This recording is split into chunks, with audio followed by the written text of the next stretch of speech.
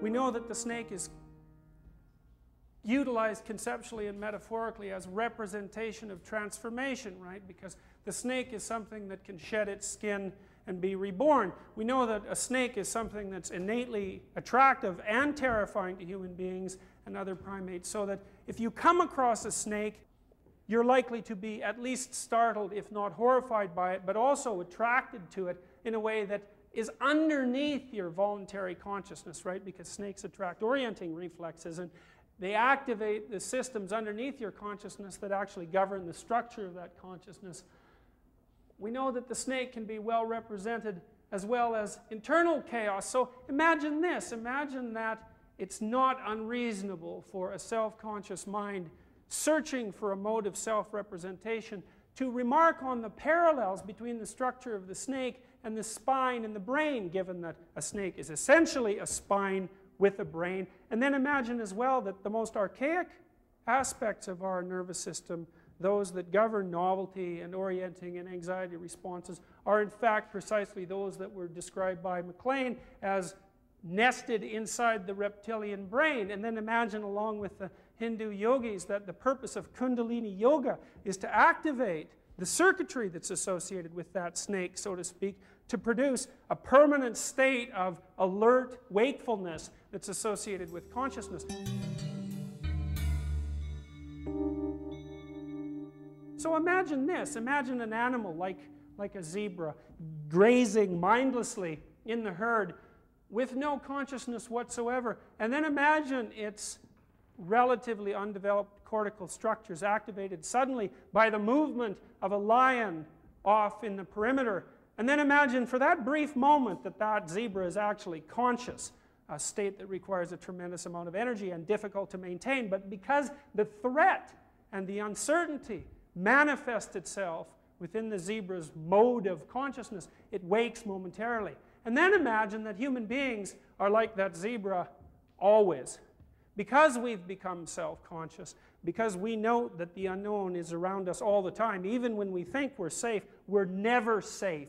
Imagine that the reason we're so conscious is because, as a consequence of our discovery of the possibility of our own mortality, all this underlying circuitry that in other animals is only apparent when they're startled or afraid or interested or curious, in human beings it's on all the time. And that's what makes us conscious. And the reason for that is because we developed enough cortical elaboration to note that we're always threatened by everything that's around us. And then imagine that, well, that's pretty awful, isn't it? Because it's at the basis of all our innate existential terror. But then imagine as well that without that terror pushing us forward and our constant reference to the dangerous aspect of the unknown, we would have never been motivated to produce the kind of societies that we've produced, which are essentially very remarkably elaborated devices that enable us to find some protection from that unknown and to manipulate it effectively. And then, remembering that story, we'll return to Genesis. Jung says the snake was regarded by early Gnostic Christians as a kind of deity whose faculties were more developed and advanced than the original deity that actually structured the world. The idea there being that the world initially was a pretty dismal place. Everyone wasn't conscious. We all existed at the level of the animal. And then the snake came along and said, wake up, wake up. And the movement from that state of unself-consciousness paradise to this profane state of awakening can be regarded not so much as a descent, but as an ascent of sorts, even though a painful one. And then you have Goethe's commentary from Mephistopheles, his representation of Satan and his capacity for temptation, who says, follow the adage of my cousin Snake. From dreams of godlike knowledge you will wake to fear in which your very soul shall quake. A statement associating the human tendency to attribute to all revolutionary sources of new information a kind of demonic being. And then you have the problem of the woman. Now we know that within the context of the Judeo-Christian tradition, women have unduly suffered for their role in tempting humanity in the embodied form of Adam, towards higher order self-consciousness. And then you think, well, let's just take a look at how human beings and their mating relationships differ from those of other animals, like chimpanzees, to whom we are very closely genetically related. And if you look at the mating strategies of female chimpanzees, you see that they really don't care who they sleep with, so to speak. Any old chimpanzee will do. Now, the less dominant male chimps tend to be chased away by the more dominant male chimps, but if a female and less dominant chimp can get the hell away from the watchful gaze of the dominance hierarchy, they're perfectly happy to mate. Human females are not like that. They're selective maters, and there's a tremendous body of evolutionary psychological information that suggests that although both genders value intelligence and physical appearance, females value the ability to attain dominance hierarchy status in men far more than men admire the ability to attain dominance status in women, which is to say that men don't care what a woman has with regards to potential for attaining status, whereas with women it's one of the strong determinants of mating preference. So then let's say, look, we don't know why the hell our cortex has expanded so rapidly somewhere between 5 and 3 million years ago. Let's offer this as a hypothesis. The women started to get choosy, and because they were so damn complicated, the whole human species had to exaggerate its cortical growth prior to any even use for that cortical growth, just so that the men had an even hand in the competition, right? So women put tremendous selection pressure on the human being to develop tremendous cortical expansion. Now, we already know that from the mythological perspective that women are frequently cast into the same conceptual domain, the temptress domain, as the benevolent aspect of the unknown. And we know as well from representations of hero mythology that it is the individual who goes out to confront chaos who's most likely to free from the dragon not only treasure but a virgin, say in the case of mythological representations like St. George and the dragon.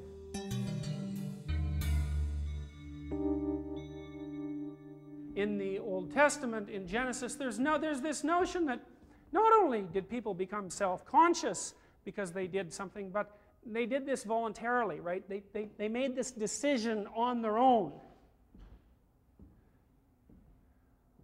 So Milton puts words into God's mouth and says, "So will fall he," meaning the human being, "and his faithless progeny, whose fault? Whose but his own? Ingrate, he had of me all he could have. I made him just and right, sufficient to have stood, though free to fall." And then you think, well, maybe the notion of the heritable sin of Adam characterizing human beings and their fallen existential condition isn't just the black-hearted ravings of fundamentalist Southern Baptist lunatics, right? There's something to this.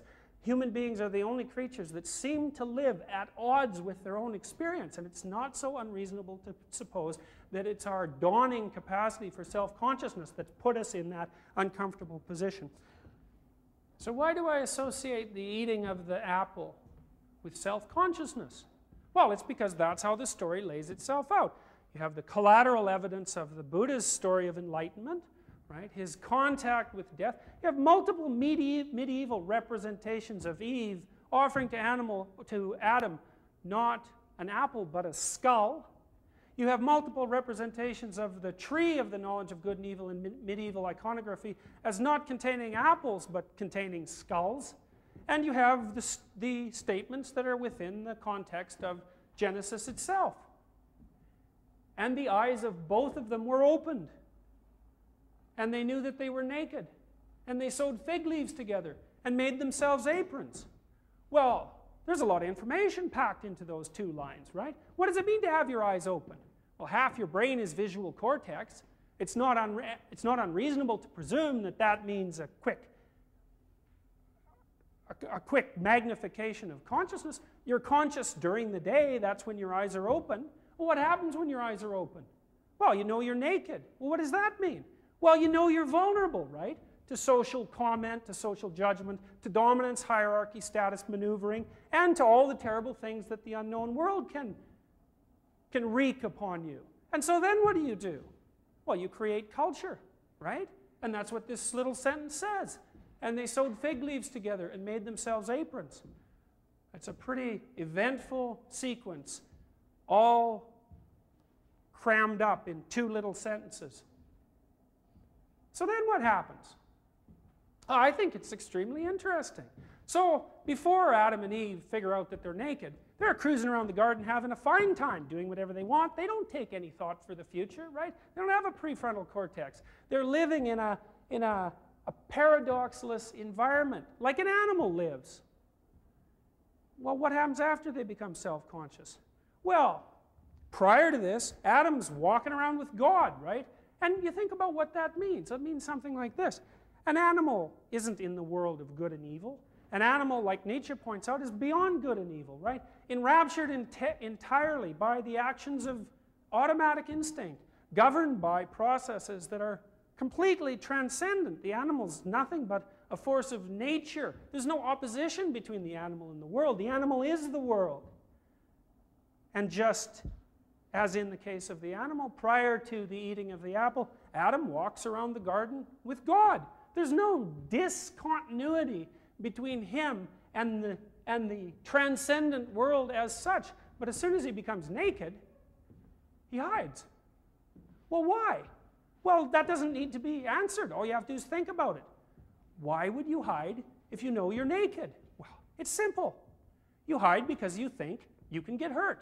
You think that whatever you are is so vulnerable that if it shows itself to the transcendent, to others, to the natural world, that something terrible will happen. And then you think, well, that's a pretty logical presupposition, right? Look at us.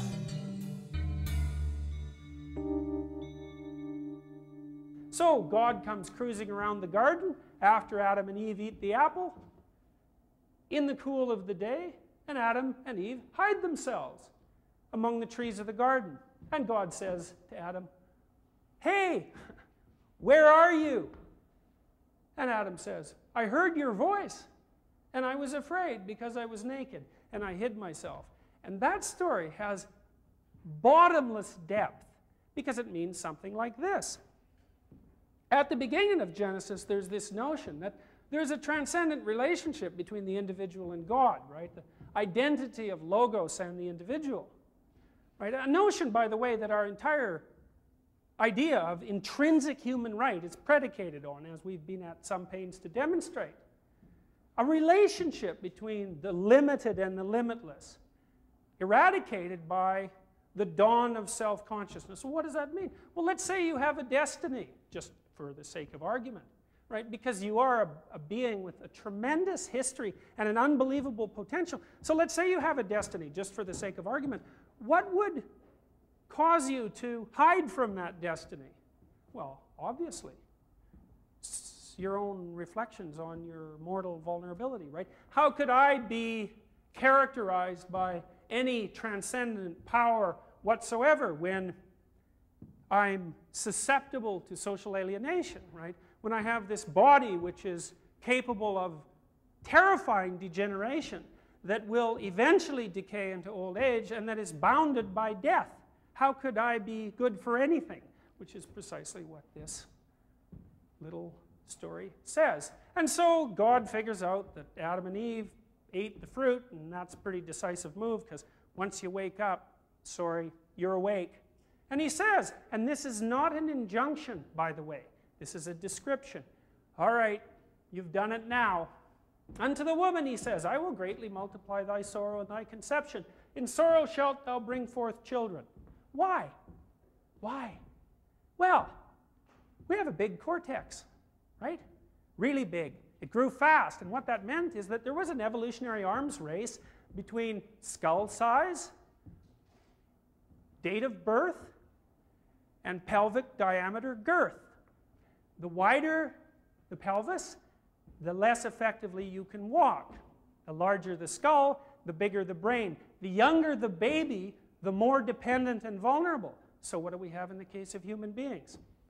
The female human pelvis has already stretched to the limits of its structural capacity. So the hole in its center is as big as it can get without compromising the structural integrity of the pelvis while still allowing women to walk and run. So how have babies adapted to that? Well, that's simple. A mammal of our size should have a gestation period of 2 years. We have a gestation period of 9 months. Why?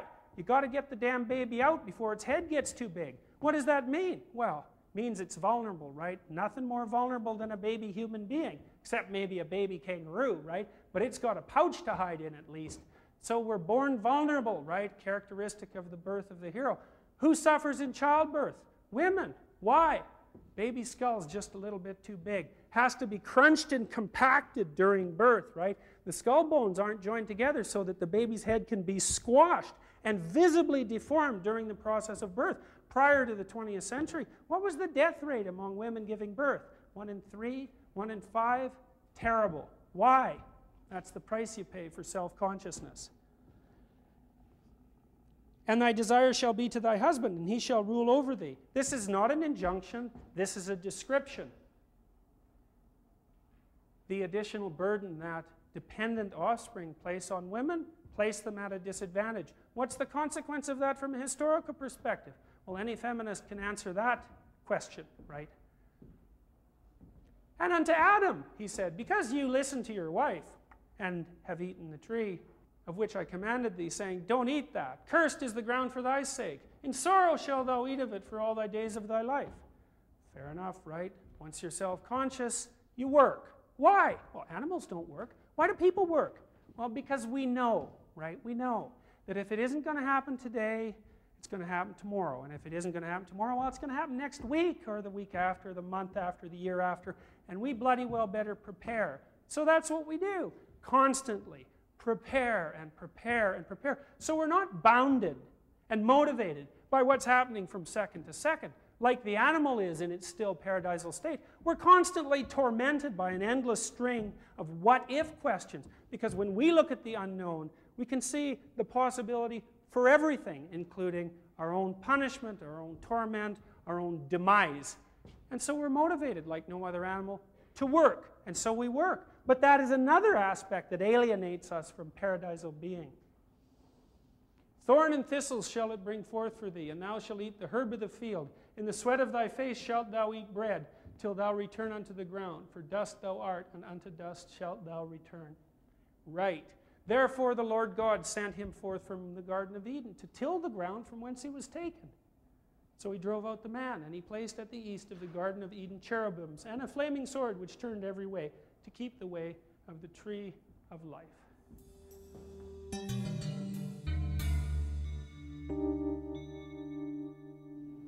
Adam and Eve, right, the mother and father of all humanity. So you can give them a mythological slant, and you can say, Adam is culture, say, and Eve is nature. Because they're the archetypal parents, it's a perfectly reasonable interpretation. They have twin sons, Cain and Abel. So let's read firstborn creatures, firstborn human creatures, in the new self-conscious world. So what are the first two individuals in the new self-conscious world like? And let's find out. And Adam knew Eve his wife, and she conceived and bare Cain, and said, I have gotten a man from the Lord. And again she bare his brother Abel, the younger brother. And Abel was a keeper of sheep, but Cain was a tiller of the ground. And in the process of time it came to pass that Cain brought of the fruit of the ground an offering unto the Lord. Okay, so we're going to remove this from this story from its entrapment in a particular temporal domain, and within a temporal culture, we're going to say something like this. Well, if you work, you make sacrifices, right? That's what work's all about. And the reason you make sacrifices is because you're offering up to the unknown the fruits of your labor in the hope that as a consequence of your diligent effort, you're going to be favored, right? Because otherwise, why work? The point of working is to transform the transcendent into something benevolent. So you work and you work and you work and you say, is that sufficient? And the answer you get from the transcendent is the answer. Now, it's certainly true that lots of people work and it doesn't go all that well, right? They make sacrifices and they do what they think they have to do, and their life is one string of catastrophes after another, right? So we have this situation. In the process of time it came to pass that Cain brought of the fruit of the ground an offering unto the Lord. And Abel, he also brought of the firstlings of his flock and of the fat thereof. And the Lord had respect unto Abel and his offering. So what that means is that old Abel, working away, man, things are going great for him, right? Fortune smiles on him. He's doing wonderfully. He's got everything he needs. Well, old Cain, he's scrounging away in the ground, and things aren't going as well for him at all, right? Plagues, locusts, you name it. Farm life isn't going well. So what happens? Well, Cain was very wroth, and his countenance fell. Well, precisely, right? Because if you work diligently towards a certain end and you don't get there, then your countenance falls, right? You're angry, frustrated, disappointed, hurt, anxious, threatened, ashamed, guilty, the whole panoply of negative emotions. And that's fair enough, because of course if you fail, that's what's going to be the consequence. But then there's this little twist on it, right? This specifically human twist. It's like the kind of moral of the whole story. And so you find the Lord saying, oh, well, you know, what's up with you? Why are you so unhappy? If you just got your act together, then you'd be accepted. If you really got your act together, which is a statement something like this. If you keep making sacrifices and the same terrible thing keeps happening, there's always the possibility that you're just actually not doing it the right way. And if you just get yourself straightened up, tapped together, right, and drop the preconceptions that you don't really need and adjust your behavior accordingly, then fortune would smile on you. And that's exactly what the Lord says to Cain, right? You don't walk around with such a crabby look on your face. If you did well, you'll be accepted. And if you don't do well, sin lies at the door. So what does that mean? Well, this is a deep motif in ancient Hebrew thinking.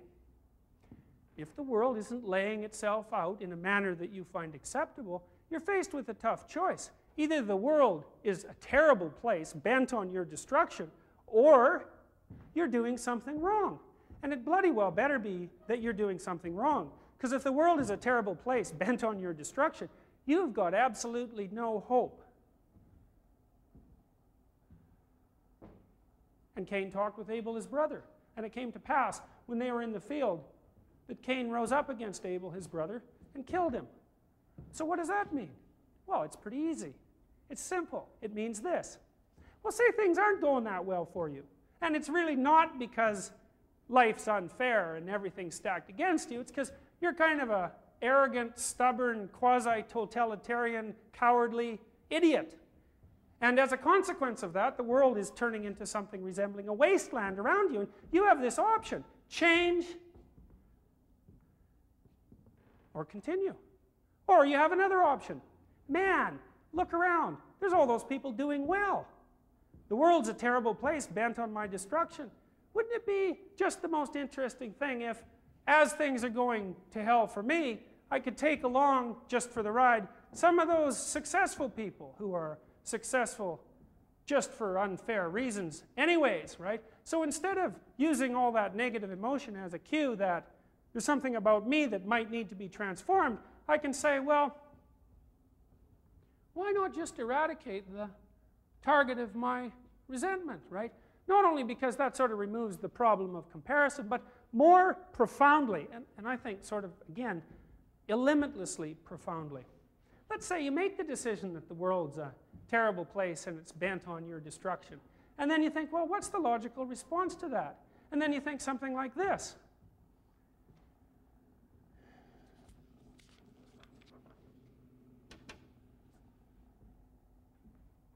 Goethe, Faust, Mephistopheles' credo.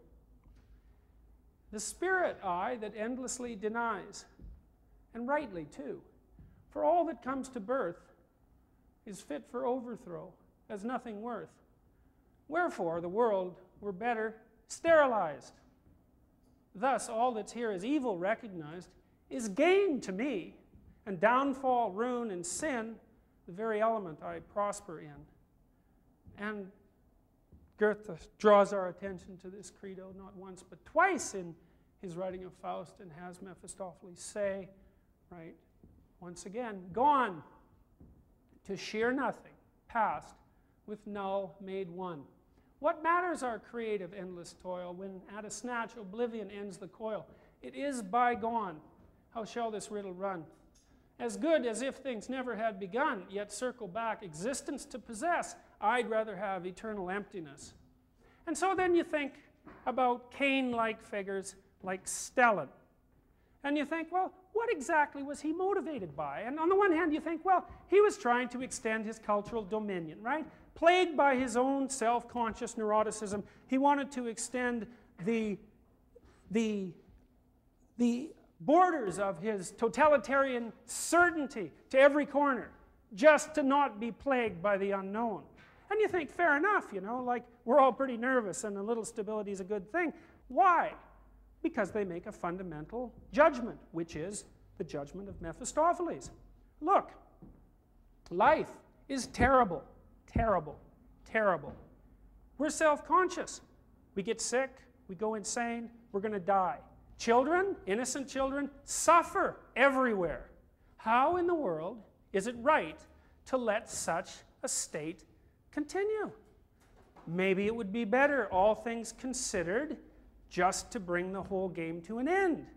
And so then you think, again, with Iliada, that the reason that human societies fall apart is twofold. One is, things go from bad to worse of their own accord, right? Thermodynamic reality, pure entropy. Structured entities decay. But then there's a twist. Structured entities constructed by humans are sped in their process of decay by the participants of the individuals within that society who have essentially decided that the game is not worth the price, and that under such conditions, the only reasonable thing for a self-conscious, painfully self-conscious individual to do is to work as hard as he or she possibly can to take the maximum amount of revenge on the conditions of existence and to ensure that the entire game folds up, that consciousness disappears, and that being is eradicated.